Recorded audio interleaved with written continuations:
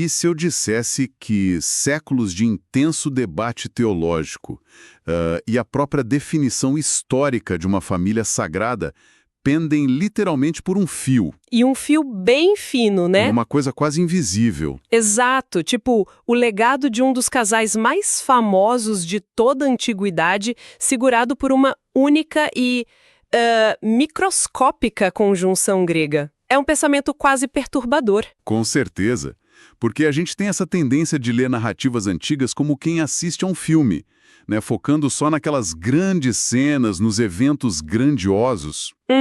A gente olha só para o produto final. Mas, cara, quando pegamos o texto original e colocamos sob um microscópio de alta resolução, a realidade muda de forma drástica. Muda mesmo. Cada palavra começa a se comportar tipo uma engrenagem de precisão num maquinário super complexo. E a linguagem que sustenta essa estrutura em particular é o grego antigo. O famoso grego koiné, certo? Isso, koiné. A língua comum que simplesmente pavimentou o mundo helenístico e o vasto Império Romano. E olha, não era um idioma para ambiguidades quando se tratava de registrar eventos com peso legal ou histórico. Era uma ferramenta construída puramente para exatidão. Exatamente, uma ferramenta cirúrgica. Bom, a nossa análise de hoje vai mergulhar de cabeça no microcosmo absoluto dessa precisão. Nós vamos isolar o exato milissegundo em que um homem comum, um carpinteiro da antiguidade, abre os olhos após um sonho inexplicável e precisa tomar uma decisão imediata. Nossa, é uma premissa fascinante, pela escala da coisa. Demais, né? Para quem acompanha a nossa análise, a missão aqui é bem clara. A ideia é demonstrar como a dissecação exegética e etimológica dessas palavras antigas consegue transformar uma cena que superficialmente parece uma história infantil numa aula magistral. Uma aula sobre autoridade, o peso do dever humano e, claro, a matemática implacável da gramática. Perfeito. Nós temos aquela tendência natural de pular logo para o final triunfal da história. Mas vamos segurar esse impulso hoje. Vamos dar um passo para trás. Isso. Antes de avaliarmos as consequências mundiais do evento, precisamos desacelerar a fita e olhar para o exato momento em que a inércia humana colide com uma ordem direta. Que é o ponto de ignição absoluto da narrativa histórica, né? O despertar em si. Certo, então vamos desvendar isso. A sequência de eventos começa com uma reação física que é descrita no texto original por uma palavra grega incrivelmente específica, que é egerteis. A raiz etimológica é egeiro. Exato. E se a gente buscar uma tradução rápida no dicionário, vamos encontrar coisas como despertar ou levantar-se, o que passa a impressão de ser apenas a biologia humana do sono sendo interrompida, sabe? Tipo um abrir de olhos bem arrastado de manhã. Justamente. Mas investigar o contexto dessa palavra no koiné nos revela uma carga muito mais densa, de prontidão. Ah, sem dúvida. A escolha desse particípio aoristo passivo, o egerteis, transcende completamente a mecânica de sair do sono. A gente precisa lembrar que naquele contexto judaico e helenístico do primeiro século, os sonhos não eram meros ecos do subconsciente. Não era tipo sonhar que caiu do prédio depois de um dia estressante. Nada disso. Eles eram considerados plataformas literais de comunicação de Estado. Eram canais diplomáticos reais entre a esfera celestial e a humana. Caramba, o peso disso é absurdo. Pois é, então o despertar, sinalizado por essa palavra exata, traz consigo a ideia de uma ativação. O indivíduo é tirado da inércia para uma mobilização imediata. Não tem espaço para aquele torpor matinal ou hesitação, né? Nenhum espaço. É acordar já em posição de marcha, pronto para agir conforme uma vontade superior. E essa prontidão quase militar tem um motivo muito claro, porque a origem da mensagem não abre qualquer margem para debate. O texto detalha a presença de o Ângelus, o mensageiro celestial. O mensageiro agindo em nome de quem? Agindo ancorado numa chancela específica, to Kyrio, a expressão o Senhor, que hoje muitas vezes passa batida como um simples título religioso, mas que na época carregava um peso social e legal esmagador. Exatamente. O título Kyrios é a própria encapsulação da soberania inquestionável. No mundo romano e judaico antigo, chamar alguém de Kyrios era reconhecer que essa figura detinha poder absoluto sobre a vida e a morte. Ou seja, Quando a ordem chega com essa assinatura, a emissão do decreto se torna irrevogável. A mensagem está blindada contra qualquer comitê de avaliação. Não tem recurso. O mensageiro é puramente o canal diplomático. A autoridade, no entanto, é total e irrestritamente soberana. E a ação que essa autoridade exige do homem que acabou de despertar é encapsulada em outra palavra supercirúrgica do texto grego, keleusas. Onde, novamente, a exatidão importa muito. Muito. Isso significa uma ordem direta. Não é uma sugestão de terapia de casal sobre como lidar com a noiva grávida. É uma diretriz implacável. Uma ordem que exige uma resposta, né? O que nos leva ao núcleo da tensão dessa cena toda. Exato. A resposta humana a esse comando. A palavra utilizada é paralabon, derivada de paralambanô. A tradução literal caminha ali na linha de receber ou tomar para si. Certo. E, para facilitar a visualização do peso colossal desse verbo em ação, a melhor analogia que podemos usar foge totalmente do cenário religioso. Pensa direto na dinâmica de altíssimo risco do mundo corporativo moderno. Olha, gostei. Conta mais. Imagina o exato momento em que ocorre a assinatura de um mega contrato de fusão e aquisição. Ah, entendi. Um cenário onde a empresa compradora não leva só o prestígio e os ativos positivos da adquirida. Isso. Ela absorve todo o passivo oculto, sabe? Herda as dívidas bilionárias, os processos judiciais pendentes, o risco de total colapso reputacional. Nossa, essa é a gravidade perfeita da cena. Porque quando um CEO assina esse documento, ele não está passivamente recebendo uma homenagem. Não mesmo. É a absorção total da responsabilidade. Ao exercer o paralabon e tomar formalmente a noiva como esposa, assumindo a criança que não é sua, esse carpinteiro está assinando o contrato de maior risco da comunidade dele. Sem dúvida. Na Judéia do primeiro século, que era imersa numa cultura rígida de honra e vergonha, uma gravidez inexplicável no noivado não era só fofoca local. Era um crime de quebra de contrato matrimonial com risco real de apedrejamento público. Sim, ao consumar a assunção dessa mulher perante a sociedade, ele deliberadamente se atira na linha de fogo. Ele puxa para si a vergonha pública, a responsabilidade de sustento e a proteção legal. É um peso gigante. Gigante. A anatomia da obediência descrita pela raiz dessas palavras forma um arco perfeito, sabe?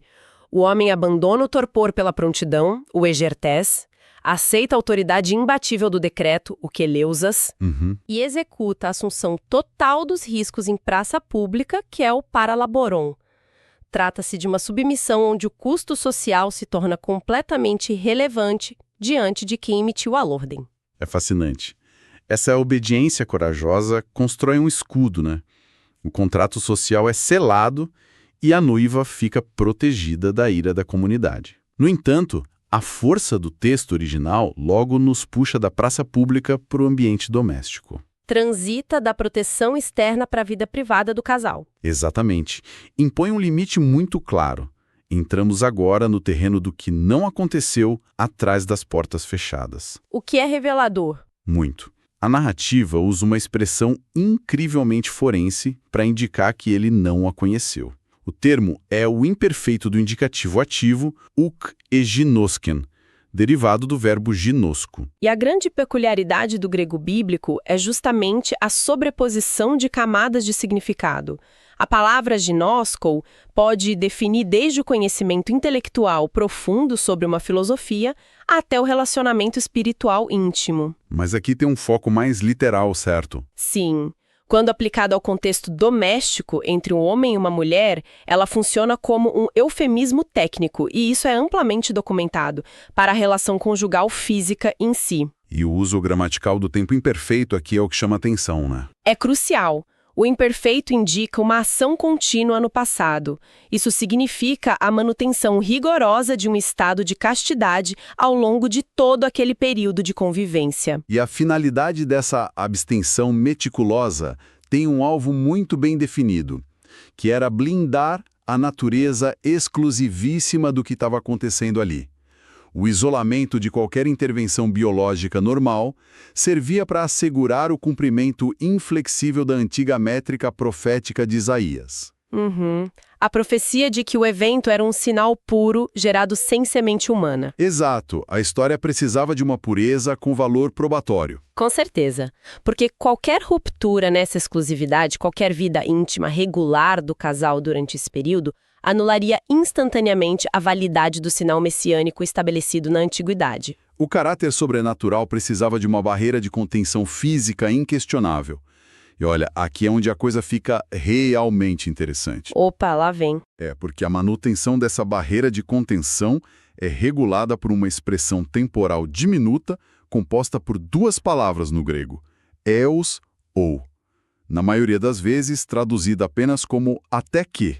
Isso mesmo. E é exatamente na mecânica invisível dessa pequena ponte gramatical que uma verdadeira bomba teológica explode. É verdade. Toda a gigantesca arquitetura de crenças milenares sobre a configuração familiar e a intimidade perpétua desse casal repousa diretamente sobre a intersecção linguística dessas duas palavrinhas.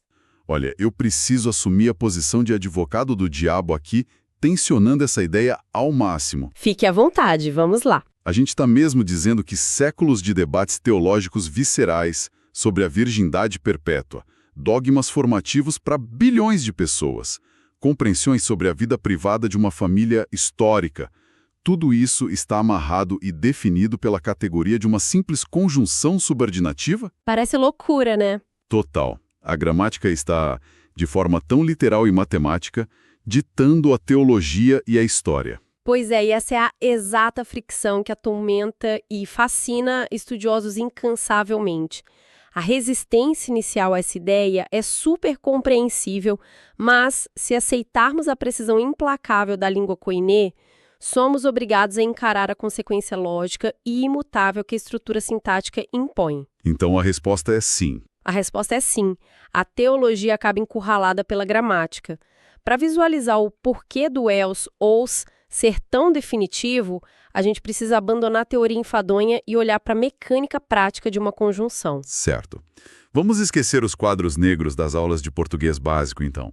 Vamos imaginar a diferença entre um semáforo de trânsito num cruzamento movimentado e, do outro lado, um muro de concreto espesso no fim de uma rua sem saída. Nossa!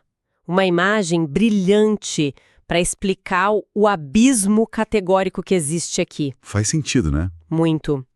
A expressão eos, ro, que lemos como até, funciona exatamente como semáforo. A natureza dessa conjunção é conectar dois eventos que dependem um do outro. Então, o sinal vermelho, representando ali o estado de abstenção conjugal, permanece aceso, bloqueando a ação. Mas ele só está aceso até que um novo evento no sistema, no caso o nascimento, faça o sinal mudar para verde. O estado anterior é encerrado por um gatilho. Perfeito. A pessoa fica parada com o carro no sinal vermelho até que ele fique verde. Quando isso acontece, a paralisia obrigatória é encerrada. O fluxo da vida é retomado normalmente. É uma situação muito distinta de um cenário onde o texto usasse uma preposição fixa equivalente a até o. Ou no espaço. A estrada simplesmente acaba ali. Nenhuma outra ação é aguardada para mudar o rumo das coisas. Nenhuma. A grande questão é que o texto grego deliberadamente evita um muro de concreto temporal. Ele não amarra a castidade a um fim definitivo da história, mas usa o eos rho, subordinando a restrição conjugal intrinsecamente ao evento do parto. Cara, a lógica nua e crua embutida na classe da palavra indica que a abstenção não era um projeto perpétuo. Ela carregava um prazo de validade estrito. Isso mesmo, um prazo com data marcada. Assim que ocorre o nascimento, o semáforo da vida do casal obrigatoriamente fica verde. A demanda por um isolamento milagroso é integralmente concluída. A narrativa evidencia, através dessa conjunção temporal, que a missão extraordinária foi preservada com rigor absoluto durante a gravidez, o que sugere a liberação e a normalidade da instituição do casamento depois disso. É um exemplo sublime, né? Sim, de como a linguagem constrói um guardião temporal. A palavra defende a integridade do sobrenatural com um muro intransponível enquanto é necessário, mas abre as portas para o desenrolar da vida natural logo em seguida. E essa engenharia textual que ergue escudos num momento e constrói pontes no outro, nos leva finalmente ao gatilho em si. O semáforo que analisamos muda de cor na conclusão do relato, quando o evento aguardado rompe a barreira do tempo. O nascimento. Isso. A mulher dá à luz. O verbo utilizado é o aoristo ativo étiken, mas o fruto desse processo biológico carrega um descritor poderoso. Ele é chamado de uion. E a escolha de Ion, traduzido como filho, ganha uma escala gigantesca diante de tudo que a gente analisou aqui. Ganha um peso enorme, claro. Sim, dada a intervenção do mensageiro, a abstenção cirúrgica e todo aquele pano de fundo profético, esse Ion deixa de designar apenas o gênero de um recém-nascido sob a tutela do carpinteiro. Ele consolida a promessa. Exatamente. Esse termo consolida a materialização do herdeiro esperado, é a figura que passa a validar todas as premissas ancestrais. E, perante essa concretização material do herdeiro divino, aquele homem que acordou em sobressalto e assumiu os piores riscos da sociedade entra em cena para o seu ato definitivo. A incumbência que ele recebeu lá no sonho precisa ser encerrada de forma prática, né? Sem dúvida. O texto o descreve executando um último verbo vital, que é ekalesen, ou seja, ele chamou, ele impôs o nome à criança. Se conectarmos isso com o quadro geral e recuarmos um pouco as lentes para olhar as rígidas estruturas da sociedade patriarcal, do Antigo Oriente Próximo e do judaísmo, o ato de conferir o nome não envolvia nenhuma preferência estética ou um gosto pessoal dos pais, como a gente faz hoje. Não era escolher o nome mais bonito numa lista. Longe disso. Dar um nome a uma criança era o ápice do processo jurídico doméstico. Era a imposição incontestável de autoridade sobre a vida daquela criança e, fundamentalmente, o rito legal definitivo de adoção. Cara, tava anos-luz de simplesmente preencher um formulário numa maternidade para fins de registro civil. Era uma declaração formal perante a lei e a comunidade. Aquele que exerce o ato soberano do ekalesen está atestando com a própria honra. Ele está dizendo algo como, este indivíduo pertence à minha casa, herda os meus direitos e eu sou o escudo permanente da sua existência. Que forte isso! Quando José impõe voluntariamente o nome sobre aquela criança recém-nascida, ele está finalizando legalmente a adoção de um menino que a comunidade inteira poderia rejeitar. Ele zera o risco do escândalo inicial. Exatamente, ele legitima a criança. E mais importante do que isso, né? Ao adotar legalmente o bebê, ele insere o menino na sua própria linhagem genealógica real de Davi, que era a condição jurídica obrigatória e intransponível para legitimar o título messiânico em Israel. É a execução da última e mais importante cláusula daquele contrato de altíssimo risco que você comentou lá atrás. O contrato de M&A corporativo, né? Esse mesmo. E o nome em si que é declarado em alta voz, selando a história, é Iezum. Trata-se da forma grega para o hebraico Yeshua. Uma palavra onde a própria etimologia já carrega o cerne de toda a narrativa. Yahvé salva ou a salvação do Senhor. Exato, o que transforma o ato de nomear numa proclamação de missão de vida. Na mentalidade profunda do judaísmo antigo, o nome de um indivíduo é indistinguível do seu destino. O nome é a missão encriptada. Perfeitamente. No exato momento em que o pai terreno vocaliza Iezum, ele não está apenas cumprindo uma ordem burocrática dos céus. Ele está ativamente inserindo na realidade material do mundo a missão de salvação que foi estabelecida lá no plano eterno. A redenção humana passa a existir com identidade e endereço. É a convergência inquestionável, né? O ápice onde a mecânica divina e o dever humano colidem perfeitamente. Com certeza. O projeto invisível exigia um lastro na história material humana, exigia uma linhagem, e isso foi providenciado unicamente através do sim corajoso de um homem comum. Então, o que tudo isso significa de fato? O que nós levamos para quem escuta essa exploração minuciosa por trás das cortinas do idioma koiné? Acho que a primeira constatação é que uma leitura apressada Nos cega para a magnificência da narrativa. Nos cega completamente. A gente perde os detalhes fundamentais. Nós vimos a biologia do sono ser substituída pela ativação implacável do Egertez. Observamos a bravura do Paralabon tomando as frentes de uma crise social de morte. Analisamos detalhadamente a matemática da proteção temporal do Elshow. Aquele semáforo que regeu os limites da intimidade. Exato. E desembocamos na autoridade máxima do Ekalesen, o ato que adotou legalmente a própria salvação para dentro da história, o Yesum. A grande conclusão é que esse texto milenar é uma obra de arquitetura à prova de falhas. Não existe espaço para imprecisão lírica aqui. Cada verbo e cada partícula funcionam como colunas de sustentação para ideias gigantescas. Ideias sobre sacrifício, controle divino e intervenção no mundo. Isso.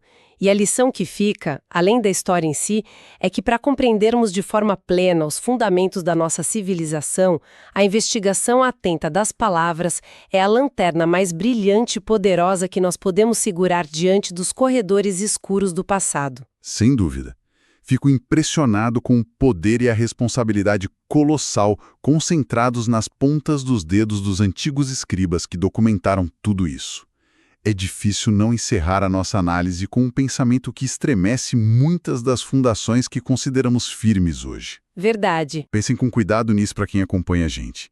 Se a compreensão da intimidade real de uma das famílias mais famosas e formadoras de todo o Ocidente depende da estrutura de um simples e invisível até que, se séculos de tradições e certezas podem ser erguidos ou demolidos pelas engrenagens e regras de uma mera conjunção subordinativa de uma língua morta, quanto de toda a nossa visão do mundo, de quem somos, da história da humanidade e dos alicerces mais inabaláveis que carregamos não está silenciosamente neste exato instante pendurada no fio finíssimo das escolhas gramaticais de tradutores que trabalharam há milhares de anos à luz de velas? É uma pergunta de tirar o sono. A precisão de uma pequena partícula milenar continua a ditar imperativamente a certeza e a moral do nosso presente. E essa constatação exige, mais do que nunca, que olhemos com infinito respeito e atenção para cada detalhe da linguagem que nós escolhemos ou que nos entregam como verdade inquestionável.